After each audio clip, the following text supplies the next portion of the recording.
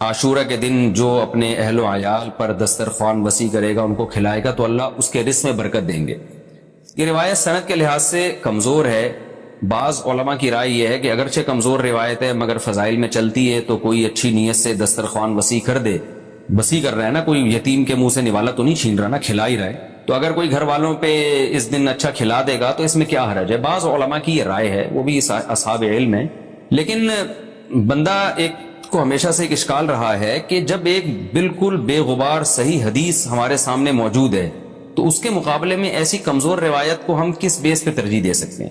ہمارے سامنے جو بے غبار اور بالکل مستند حدیث ہے، جس کی سند پہ کوئی کلام نہیں ہے، وہ ہے روزہ۔ عاشورہ کے دن روزہ رکھنا چاہیے۔ روزہ اور دسترخوان آپس میں جمع نہیں ہو سکتے، یعنی عاشورہ کے دن جب آپ دسترخوان وسیع کریں گے تو روزہ کیسے رکھیں گے؟ تو بعض لوگوں نے یہ تعویل کی ہے کہ افطاری میں کر لیں آپ، تو افطاری میں تو 10 تاریخ نہیں رہے گی نا، 11 شروع ہو جائے گی، وہ تو 11 محرم ہو جائے گی۔ بعض لوگوں نے یہ کہا کہ جی 9 محرم کو جب سورج غروب ہو تو عاشورہ کی رات کو دسترخوان وسیع کر لیں۔ تو حدیث کے ظاہر سے تو عاشورہ کا دن معلوم ہوتا ہے کہ جب عاشورہ والا دن شروع ہو چکا ہو، یعنی صبح صادق کے بعد، یعنی حدیث میں تکلفات کرنے پڑ رہے ہیں، اس کی تعویلات کرنی پڑ رہی ہیں۔ تو اس بارے میں علامہ ابن تیمیہ رحمہ اللہ کی رائے ہمیں بہت صحیح معلوم ہوتی ہے۔ انہوں نے یہ لکھا ہے کہ اصل میں ہوا یہ تھا کہ جب شیعہ حضرات نے عاشورہ کے دن کو منحوس سمجھنا شروع کر دیا کہ یہ منحوس دن ہے اور اس میں غم کا دن ہے، تو بعض سنیوں نے ان کے مخالفت میں نا اس کو خوشی کا دن منانا شروع کر دیا۔ یعنی ہوتا ہے نا، آپ کسی کی مخالفت میں حد سے تجاوز کرتے ہیں، تو انہوں نے خوشی کے دن کے لیے اس میں کھانے پینے کی روایتیں گڑھ لی، کھاؤ پیو کھلاؤ پلاؤ، تاکہ بالکل ان کی مخالفت ہو۔ تو حقیقت یہی معلوم ہوتا ہے کہ چونکہ صحیح حدیث میں روزے کا تذکرہ ملتا ہے اور روزہ اور کھلانا پلانا جمع نہیں ہو سکتے۔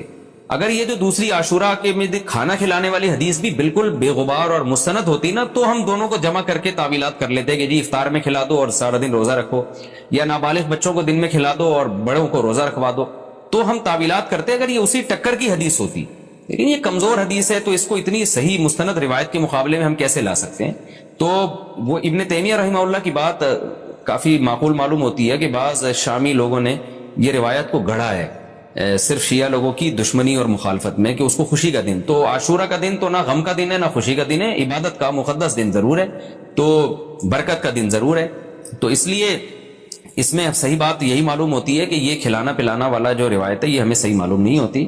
روزہ رکھیں، اور افطاری میں تو ویسے ہی دسترخوان وسیع کرنا چاہیے، افطاری میں سموسے پکوڑے جلیبیاں بچوں کو کھلائیں تاکہ ان کو روزہ رکھنے کی اور زیادہ حوصلہ افزائی ہو۔ تو اس لیے ہماری رائے اس میں یہی ہے کہ عاشورہ کے دن بس روزہ ہی کی فضیلت ہے، دسترخوان والی بات ہمیں ٹھیک معلوم نہیں ہوتی، کیونکہ اس کے مقابلے میں جو ہے نا، دسترخوان والی حدیث کے مقابلے میں زیادہ صحیح حدیث ہے جو روزہ۔ روزہ تو کھانا پینے سے اجتناب کا نام ہے، اور افطاری میں تو ویسے ہی آدمی کھا لیتا ہے، وہ اس کے لیے پھر ضرورت نہیں ہے الگ سے ہمیں کسی روایت کی۔ اچھا بھائی، اور بھی محرم کے حوالے سے لوگ سوال پوچھتے ہیں۔ کالے کپڑے بھی ہو گئے، اور کیا رہ گیا؟ ابھی حلیم رہ گیا۔ حلیم محرم میں حلیم بھی بناتے ہیں لوگ، تو بے اصل چیز ہے، بدعت ہے، کوئی ثواب سمجھ کے کریں گے بدعت ہے۔ بعض لوگ کہتے ہیں ہم ثواب سمجھ کے نہیں کر رہے، ویسے ہی سب بنا رہے ہیں تو ہم بھی بنا رہے ہیں، تو بدعت کی تائید تو ہو رہی ہے نا۔ آپ پورا سال پڑا ہے حلیم کھانے کے لیے، آپ کو کیا مصیبت ہے کہ آپ محرمی میں دیکھ پکائیں؟ پورے سال کیوں نہیں پکا رہے تھے آپ؟ تو جب ایک رسم معاشرے میں غلط رسم پھیل جاتی ہے تو اس کا بائیکاٹ کرنا چاہیے، تو آپ نہ بنائیں، کسی اور مہینے میں بنا لیں آپ۔ تو پوری رات دیگیں چل رہی ہوتی ہیں، مذہب کے نام پہ تو یہ کام نہ کیا جائے نا۔ اور جو لوگ کہتے ہیں مذہب کے نام پہ نہیں کر رہے، ہم تو ویسے انٹرٹینمنٹ کر رہے ہیں، تو یار کسی اور دن کر لو بھائی، تم پورا سال پڑا ہوا ہے نا، ہم نے کب کہا ہے کہ آپ دیگیں نہ پکائیں؟ آپ پکائیں، پوری رات گھوٹے لگائیں اس میں، کسی اور دن کر لیں آپ۔ اس لیے اسلام کو بچائیں خرافات سے، اسلام کو ہمارے ذمے ہے کہ ہم اسلام وہی ہے جو نبی لے کر آئے۔ الیوم اکملت لکم دینکم واتممت علیکم نعمتی ورضیت لکم الاسلام دینا۔ اللہ کہتے ہیں آج کے دن میں نے دین مکمل کر دیا۔ جب یہ آیتیں نبی پہ نازل ہو گئیں تو اس میں حلیم نہیں تھا، محرم کا حلیم، دین مکمل ہو چکا، اس کو رہنے دیں آپ۔ اور پھر وہی ہے کہ جب آپ روزہ رکھیں گے تو حلیم کھائیں گے کس وقت؟ رات کو آپ کھائیں گے، تو رات کو تو ویسے ہی کم کھانا چاہیے، سونے کے لیے اللہ نے رات بنائی ہے، کھانے پینے کے لیے تھوڑی بنائی ہے رات۔ دن میں آپ نے روزہ رکھنا ہے، تو یہ روزے سے بھی میچ نہیں کر رہا یہ جو حلیم ہے نا، اس لیے اس سے اجتناب کریں، ایوائڈ کریں۔ جو گلی کے لوڑے لپاڑے بنا رہے ہوتے ہیں ان کو محبت سے سمجھا دیں، یار اگلے دن بنا لو، باز آ جائے ٹھیک ہے، نہیں تو پھر نکل لیں آپ پتلی گلی سے، الجھے نہیں لوگوں سے۔ تو یہ محرم کے حوالے سے کچھ باتیں تھیں۔ بھائی نبیل بھائی، کوئی بات رہ تو نہیں گئی ہے آپ کے ذہن میں ہو تو بتا دیں، تاکہ یہ تو لوگوں نے جو سوال پوچھے تھے اس کے جواب تو میں نے دے دیا. آپ کے ذہن میں بھی کوئی سوال ہو تاکہ یہ ٹاپک کمپلیٹ ہو جائے. محرم میں جھاڑو لگانا جائز ہے؟ جھاڑو سے کیا ہوتا ہے؟ یہ کہہ رہے ہیں وہ لوگ کہتے ہیں محرم میں جھاڑو نہیں لگانی چاہیے. اچھا محرم میں مرثیہ سننا اور غم منانا اور رونا سینہ پیٹنا، نبی صلی اللہ علیہ وسلم نے تو گریبان چاک کرنے والوں پہ لعنت کی ہے. بخاری مسلم کی روایتیں موجود ہیں. لیس منا من شق الجیوب، جو گریبان پھاڑتا ہے وہ ہم میں سے نہیں ہے. تو یہ سینہ پیٹنا نوحہ کرنا، نیاحہ پر تو بخاری مسلم کی صحیح احادیث موجود ہیں نوحہ پر کہ یہ حرام ہے، ناجائز ہے، اس لیے ہم اس کو جائز نہیں سمجھتے.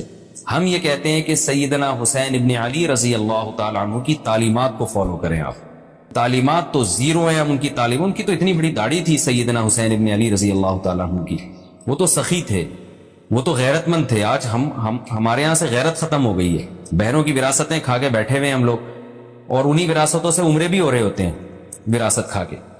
تو گھر میں گھر والوں کو ٹائم نہیں دیتے، غربا مساکین کا خیال نہیں ہے، نماز تکبیر اولیٰ کی پابندی نہیں ہے. ان چیزوں کو فوکس کریں. حضرت حسین رضی اللہ تعالیٰ عنہ نے تو کربلا کے میدان میں بھی نماز نہیں چھوڑی.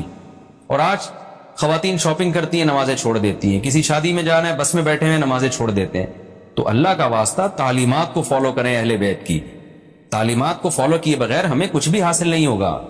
تو وہ کسی شاعر نے بڑی پیاری بات کہی ہے نا، شرط ایما مصطفیٰ سے والہانہ پیار ہے، پیار لیکن پیروی ہے، پیروی دشوار.